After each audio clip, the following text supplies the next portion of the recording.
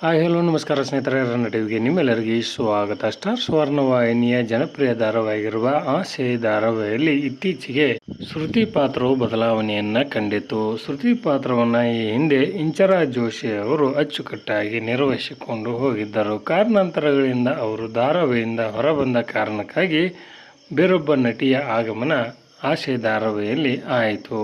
ಸದ್ಯ ಶ್ರುತಿ ಪಾತ್ರವನ್ನು ಕಾವ್ಯ ರಮೇಶ್ ಅವರು ನಿರ್ವಹಿಸಿಕೊಂಡು ಹೋಗುತ್ತಿದ್ದಾರೆ. ಹಾಗಾದರೆ ಪ್ರೇಕ್ಷಕರು ಇವರನ್ನು ಒಪ್ಪಿಕೊಂಡರ ಅಥವಾ ಇಲ್ಲವಾ ಎಂಬುದನ್ನು ಇಂದಿನ ವಿಡಿಯೋದಲ್ಲಿ ತೆಗೆದುಕೊಂಡು ಬರೋಣ. ನೀವು ಸಹಿತ ಈ ಧಾರಾವಾಹಿಯನ್ನು ಇಷ್ಟಪಡೋದಾದರೆ ಈ ವಿಡಿಯೋಗೆ ತಪ್ಪದೇ ಒಂದು ಲೈಕ್ ಮಾಡಿ. ಪಾತ್ರಗಳು ಬದಲಾವಣೆ ಆದ ತಕ್ಷಣವೇ ಪ್ರೇಕ್ಷಕರು ಅವರನ್ನು ಒಪ್ಪಿಕೊಳ್ಳುವುದಿಲ್ಲ.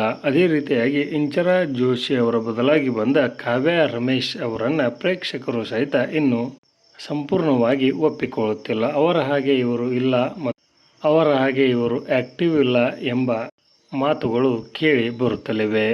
ಕಾವ್ಯ ರಮೇಶ್ ಅವರಿಗೂ ಸಹಿತ ನಟನೆ ಏನು ಹೊಸದಲ್ಲ. ಈ ಹಿಂದೆ ಸೀತಾ ವಲ್ಲಭ, ಗೌರಿ ಶಂಕರ, ಸದ್ಯ ಬ್ರಹ್ಮಗಂಟು ಧಾರಾವಾಹಿಯಲ್ಲೂ ಸಹಿತ ಇವರು ನಟನೆಯನ್ನು ಮಾಡಿದ್ದರು. ಹೀಗಾಗಿ ಪಾತ್ರಕ್ಕೆ ಹೊಂದಿಕೊಳ್ಳಲು ಸ್ವಲ್ಪ ಸಮಯ ಬೇಕಾಗುತ್ತದೆ. ಪ್ರೇಕ್ಷಕರು ಸಹಿತ ಅವರನ್ನು ಒಪ್ಪಿಕೊಳ್ಳಬೇಕಾದರೆ ಇನ್ನೂ ಸಮಯ ಬೇಕಾಗುತ್ತದೆ ಎಂದೇ ಹೇಳಬಹುದು.